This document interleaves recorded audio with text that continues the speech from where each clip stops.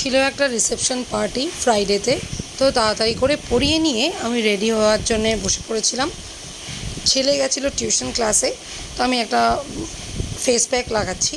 তো কি face pack apply করছি আমার ফেসে, ফুল ফেসে, তো সেটা যদি জানতে চাও তাহলে অবশ্যই আমাকে জানিও, মানে তোমরা কমেন্টে জানিও, তাহলে আমি অবশ্যই বলবো। তবে হ্যাঁ, যে কোনো ফেস প্যাকই যদি তোমরা জেল্লা চাও সেটা রেগুলার ওয়েতে ইউজ করতে হয়, মেনটেন করে। আমি কিচ্ছু মেনটেন করতে পারি না, যখন মন চাই করি, তাও মন আর তার সাথে আমাকে ওয়াক্ত, মানে দুটোই পারমিট করতে হবে, তাহলেই করি। ছেলে ছিল না, স্কুল টিউশন ক্লাসে গেছিলো সন্ধ্যাবেলায়, তাই আমি চট করে অ্যাপ্লাই করে ফেলতে পেরেছিলাম। তো মোটামুটি এটা করার পরে তোমাকে হার্ডলি এটা শুকানোর জন্য 10 থেকে 15 মিনিট তুমি একটু ওয়েট করবে।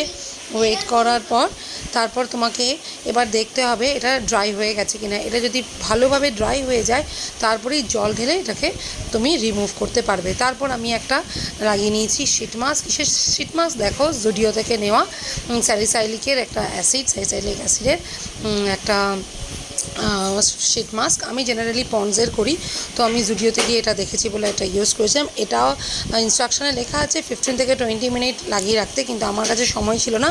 আমি পাক্কা 10 মিনিটস রাখার পরেই রিমুভ করে ফেলেছিলাম। তো দেখো, রিমুভ করার পরে আমি শাড়িও পরে নিয়েছিলাম ততক্ষণে। ওটা মুখে রাখতে রাখতে ওই 10 মিনিটসের মধ্যে লেন্স পরে নিয়েছি। লেন্স পরাটা একটা স্ট্রাগলের সমান এখনও আমার কাছে। তো মোটামুটি হয়ে গেছে, এবার আমি রেডি হব। তো আমি আমার যেটা নিউট্রোজেনার যে ফেস ক্রিমটা লাগাই সেটা লাগানোর পরে আমি প্রাইমার লাগিয়ে নিয়েছিলাম। তো তখন আমার বর এসে বলছে, আরে এটা কি কারিনা কাপুর সাজছো নাকি? তো তারপরে বলার পরে এবার কি করব, পরের স্টেপে যাব। তো আমি শাড়িটা পরবো কি পরবো না নিয়ে ভাবছিলাম। এই শাড়িটা আমার ভীষণ পছন্দের শাড়ি। এটা আমার একটা ফ্রেন্ড, আমার বেস্ট ফ্রেন্ড আমাকে গিফট করেছে এবার পুজোতে, মানে গত বছর পুজোতে গিফট করেছিল। ভীষণ পছন্দের শাড়ি। তবে হ্যাঁ, ব্লাউজটা আমার না, ব্লাউজটা ধার করা। তো এটার সাথে আমি এবার ফাউন্ডেশন, ইয়ার ব্রাশ ফাউন্ডেশন সুইস বিউটির, তার সাথে আমি নাইকা থেকে এটা জন্মদিনে গিফট পেয়েছিলাম। এটা হচ্ছে লিকুইড হাইলাইটার, ভীষণ ভালো, আর একটু কপার ফিনিশ দেয়। তো আমি সেটা একটু অ্যাপ্লাই করে নিয়েছিলাম। ঠিক আছে, তো চট করে পুরো মুখে আমি অ্যাপ্লাই করে নিয়েছি যত তাড়াতাড়ি সম্ভব, কারণ ছেলে ঢুকতে তখন হাতে আর পাক্কা হাফ অ্যান আওয়ার রয়েছে, তার মধ্যে রেডি হতে হবে। তো হাফ অ্যান আওয়ার আমার কাছে জিনিস খুঁজতে সবথেকে বড় কথা কি জানো, রেডি করা ছিল না কোনো কিছুই। যাবো কি যাবো না ঠিকই ছিল না, কারণ জাস্ট 2 দিন আগেই নেমন্তন্নটা পেয়েছিলাম। তো এবার ভাবছিলাম যাবো কি যাবো না, করে করে তাও গেলাম আমার হাজব্যান্ডের কথাতে। তো বললো চলো। তো এবার সেই যাওয়ার জন্যে কোনো কিছুই আমার রেডি ছিল না, না অর্নামেন্টস, না মেকআপের জিনিস, না হেয়ার অ্যাক্সেসারিজ। তো মোটামুটি শাড়িটা হাতের কাছে ছিল, ব্লাউজটাও তো জোগাড় করে নিয়েছিলাম। তো দেখতেই পাচ্ছ, খুব তাড়াহুড়োর মধ্যেই সব কাজ করতে হচ্ছে। তো এটার পরে আমি শুরু করে ফেলেছি, ভয় পেয়ে যেও না, সুইস বিউটির কনসিলার।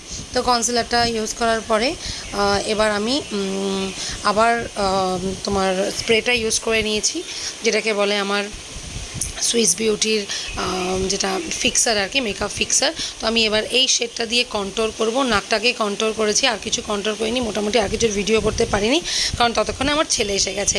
এবার ছেলে এসে দেখতে পাচ্ছ, ছেলে রেডি হচ্ছিল, চুলটুল নিজেই আশ্রয়ও, আর ততক্ষণে আমি একটু আমার ফিনিশিংটা করে নিচ্ছিলাম যতটা সম্ভব। তো তোমাদেরকে আমি আর কিছুই দেখাতে পারিনি, কিন্তু আর কিছু ভিডিও করার মতো অবস্থায় ছিলাম না। এত চিৎকার চেঁচামেচি শোরগোল হচ্ছিলো, ছেলেকে সামলাচ্ছি, ছেলের শার্ট বের করছি, ছেলের ড্রেস বের করছি, তাও তো হাজব্যান্ড সমস্ত কিছুই করেছে, ওই করেছে। তো আমি যতটা পেরেছি নিজেকে নিয়েই ব্যস্ত ছিলাম, নিজেকেই ঠিক করছিলাম।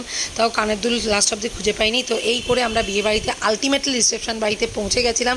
এই আমার ছেলে, আমার হাজব্যান্ড আর আমি। ওকে, কেমন লাগছে আমাকে দেখতে অবশ্যই জানিও। Bye bye.